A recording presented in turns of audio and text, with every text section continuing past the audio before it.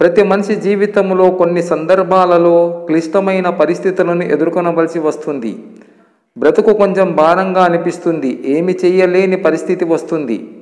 అలాంటి సమయంలో మనం వెతకవలసినది సహాయం చేసే చేతుల కోసం కాదు, మనసు పొరల్లో నిక్షిప్తమై ఉన్న శక్తి కోసం. ఆ శక్తి పేరే ఆత్మవిశ్వాసం. ఆత్మవిశ్వాసంతో ముందుకు వెళితే క్లిష్ట పరిస్థితులను ఎదుర్కొని బయటపడవచ్చు. ఎప్పుడైతే ఆత్మవిశ్వాసం కోల్పోతావో అప్పుడే జీవితాన్ని కోల్పోయినట్టే. ఈ రోజుల్లో డబ్బు ఉంటేనే ఎవరి మీద అయినా ప్రేమ, ఆప్యాయత ఉంటాయి. డబ్బు లేకపోతే 5 నిమిషాలు మాట్లాడడానికి కూడా ఇష్టపడని మనుషుల మధ్య ఉన్నాం మనం. కింద పడడం ఒక విధంగా మంచిదే, మన స్థాయి ఏంటో తెలుస్తుంది. ఇంకా పైకి లేపడానికి ముందుకు వచ్చే చేతులను బట్టి సొంత ఎవరో పరాయి ఎవరో కూడా తెలుస్తుంది. గొప్ప గొప్ప కార్యాలను సాధించడానికి ఉత్సాహమే ప్రధాన కారణం. నీ మనసు బాధతో ఉన్నప్పుడు నవ్వడం నేర్చుకో. ఇతరుల మనసు బాధతో ఉన్నప్పుడు నవ్వించడం నేర్చుకో. విద్య, వివేకం, పరిజ్ఞానం అనేవి బావిలో నీళ్ళ లాంటివి. వాడుతున్న కొద్దీ ఊరుతూనే ఉంటాయి. గడిచిపోయిన రోజును జానేదే అన్నప్పుడే ఈ రోజు యొక్క సుందరమైన ప్రయాణం ప్రారంభమవుతుంది. చిరునవ్వు, మౌనం అనేవి 2 గొప్ప ఆయుధాలు. చిరునవ్వు ఎన్నో సమస్యలకు పరిష్కారం చూపిస్తే, మౌనం ఎన్నో సమస్యలను మన దగ్గరికి రానికుండా చేస్తుంది. తమ అవసరాన్ని బట్టి మాట్లాడేవారు, తమ ఆపదను బట్టి దగ్గరయ్యేవారు, తమ పరిస్థితిని బట్టి మన చుట్టూ తిరిగేవారు మనకు ఎప్పటికీ పనికిరారు. శరీరం అనారోగ్యం పాలైనా మనసును అనారోగ్యం పాలు కానివ్వకండి. భయపడకు. నీవు ఎన్నిసార్లు పరాజయం పొందావో ఆలోచించకు, దానిని లెక్క చెయ్యకు. కాలం అనంతం, ముందుకు సాగిపో. నీ ఆత్మశక్తిని మరలా కూడబెట్టుకో. వెలుగు వచ్చే తీరుతుంది. మన మీద మనకి నమ్మకం పెరగాలంటే అంతరాత్మ జవాబుదారీగా ఉండాలి. మన మీద ఇతరులకు నమ్మకం పెరగాలంటే మన తప్పులకు మనమే బాధ్యత వహించాలి. కాస్త ఓర్పు, సహనముతో ఉండి చూడు. జీవితం నీకు చాలా పాఠాలు నేర్పుతుంది. ఓర్పు ఓటమెరగదు, సహనముతో సాధ్యం కానిది లేదు. ఈ 2 ఉన్నవాళ్ళు జీవితంలో ఎప్పటికీ ఓడిపోరు. వ్యక్తిత్వాన్ని కాపాడుకోవడమే నిజమైన ఆత్మగౌరవం. 4 రోజులు కట్టిపడేసే బట్టలను, వాడి పడేసే వస్తువులను ఊరంతా తిరిగి నాణ్యత చూసి కొనుక్కుంటాం. మరి జీవితాంతం మనతో ఉండే బంధాలను మాత్రం ఒక్క మాటతో వదిలేస్తాం. ఓపిక వస్తువులు కొనడంలో కాదు, బంధాలను నిలుపుకోవడంలో ఉండాలి. మనుషుల స్వభావం 2 రకాలు మాత్రమే. అవసరమైనప్పుడు తేనెలా తీయగా మాట్లాడుతారు, అవసరం తీరినప్పుడు తేలులా కుట్టి మాట్లాడుతారు. ఎవరికైనా ఉండేది రోజుకు 24 గంటలే. గెలిచేవాడు ఆ 24 గంటలు కష్టపడుతుంటాడు. ఓడేవాడు ఆ 24 గంటలు ఎలా కష్టపడాలా అని ఆలోచిస్తుంటాడు. అదే తేడా. మంచి పుస్తకం మంచి మనిషికి అంత తొందరగా అర్థం కాదు, లోతుగా చదవవలసినదే.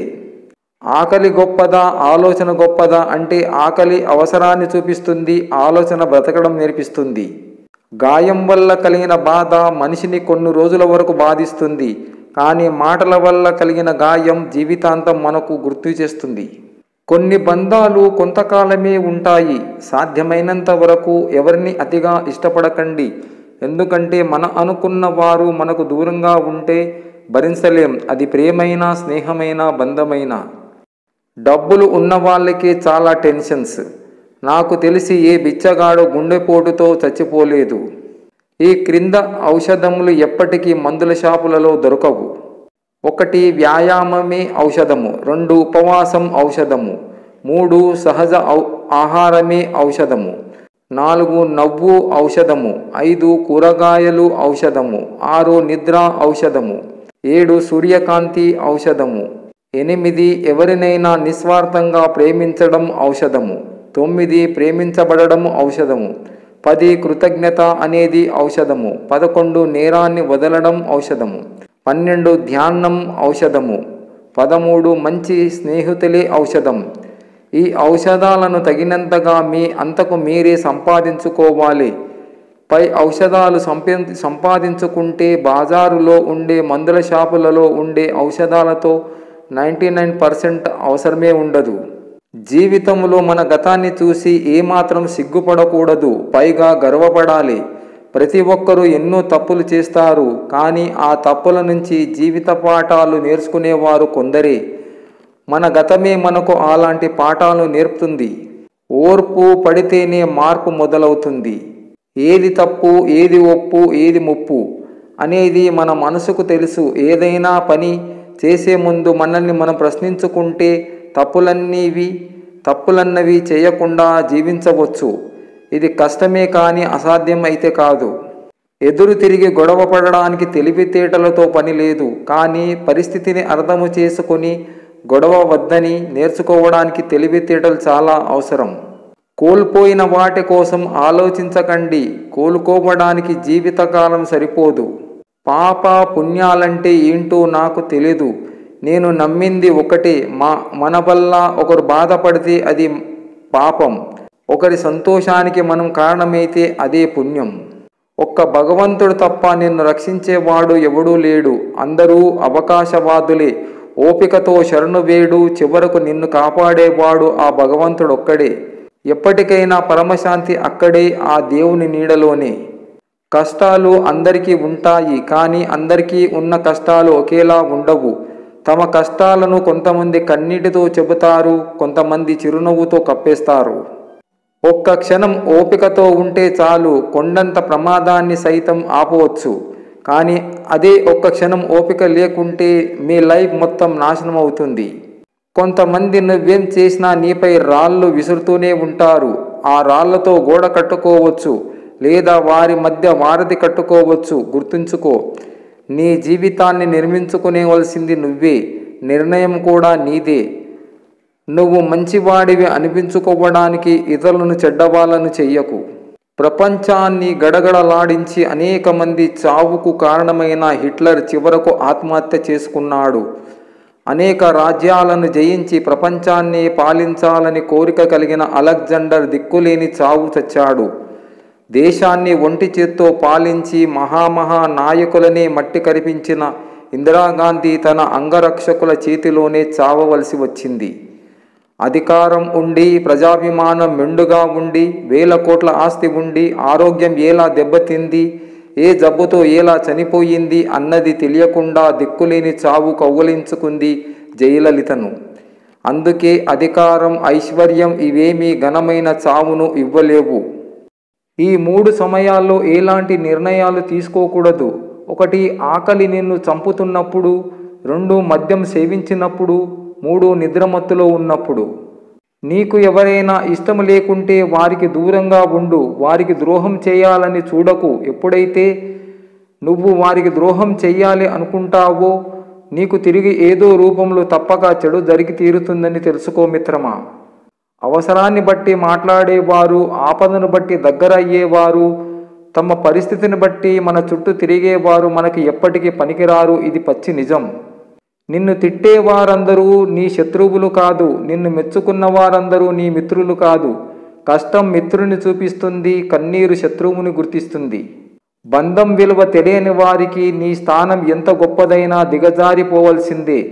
మనసు విలువ తెలియని వారికి నీ మనసు ఎంత పంచినా దూరంగా ఉండిపోవలసిందే. ఈ ప్రపంచంలో చెడ్డవాడిని కనిపెట్టడం చాలా కష్టమైపోయింది. ఎందుకంటే చెడ్డవాడు మంచివాడి కంటే మంచిగా నటిస్తున్నాడు. నిన్ను ఎప్పటికీ వేరే వాళ్లతో పోల్చుకోకు. ఎందుకంటే సూర్యుడికి చంద్రుడికి పోలికే ఉండదు. సమయం వచ్చినప్పుడు అవి మెరుస్తాయి. నువ్వు కూడా అంతే, గుర్తుంచుకో. జీవితములో గెలుపు ఓటమి శాశ్వతము కాదు. గెలుపులో సంతోషాన్ని, ఓటమిలో బాధను తెలిపేది జీవితం. గడిచిన కాలం చాలా బాగుంటుంది, ఎందుకంటే మళ్ళీ తిరిగి రాదు కాబట్టి. రాబోయే కాలం అందంగా ఉంటుంది, నచ్చినట్లు ఊహించుకుంటాం కాబట్టి. ప్రస్తుతం కష్టంగా ఉంటుంది, ఎందుకంటే అనుభవిస్తున్నాం కాబట్టి. ఎదురు దెబ్బ తగిలినప్పుడు తొందరపడకు. కాసేపు ఆగి ఆలోచించు. జీవితం నీకేదో నేర్పడానికి ప్రయత్నిస్తుందని గ్రహించు. నాకు ద్రోహం చేసిన వాళ్లకు కూడా నా మనస్ఫూర్తిగా కృతజ్ఞతలు చెప్పుకుంటున్నా. ఎందుకంటే మీలాంటి వాళ్ళని కలుసుకోకపోతే నాకు జీవితం అంటే ఏంటో తెలిసి వచ్చేది కాదు. ఎదుటివారికి అర్హత లేకున్నా సరే వారిని గౌరవించు. ఎందుకంటే నువ్విచ్చే గౌరవంని వ్యక్తిత్వాన్ని ప్రతిఫలిస్తుంది. బాధ్యతలను విస్మరించి భర్త ఇంటి ఖర్చు విలువ తెలియకుండా భార్య ఉండకూడదు. కష్టం విలువ తెలియకుండా కొడుకుని పెంచకూడదు. బంధాల విలువ తెలియకుండా కూతురిని పెంచకూడదు. బాధలు గొప్పవా బంధాలు గొప్పవా అని అడిగితే బాధలే గొప్పవని చెప్పాలి. అవసరానికి వాడుకొని వదిలేసే బంధాల కన్నా అనుక్షణం తోడుండే బాధలే గొప్పవి. పనికి మాలిన బంధాలను బంధుత్వాలను ఎప్పుడు వదిలేస్తారో అప్పుడే మనశ్శాంతి పొందుతారు. ఒకటిగా మనిషి జీవించలేడు అని దేవుడు బంధాలను సృష్టిస్తే మనిషి అవే బంధాలను తెంచుకుంటూ ఒక్కడిగా జీవించాలని చూస్తూ ఒంటరివాడవుతున్నాడు. కన్నింటిని దాస్తున్న కన్నులు, అబద్ధాన్ని నవ్వుతున్న పెదవులు, నాపై నేను జాలి పడుతున్న కాలం, నాకే నేను దూరం అవుతున్న కాలం, నచ్చకపోయినా నటించాల్సిన గతి, ఇంకొంతకాలం అంటూ ఇంకొంత దూరం అంటూ వ్యర్థమవుతున్న జీవితం. జీవిత పయనములో కొంతమంది పరాయి వారు ఎదురై నన్ను తమ సొంతవాడిలా చూసుకుంటే సొంత వాళ్లలో కొంతమంది పరాయికి భాష్యం చెప్పి కనుమరుగయ్యారు. ఇవ్వగలిగిన దానికంటే ఎక్కువ ఇవ్వడం ఔదార్యం, అవసరమైన దానికంటే ఎక్కువగా తీసుకోవడం గౌరవం. ఒకరు నీకు నచ్చారని నీ బలహీనతలు విప్పి చెప్పకు. ఏదో ఒకరోజు నీతో తప్పక ఆడుకుంటారు మిత్రమా.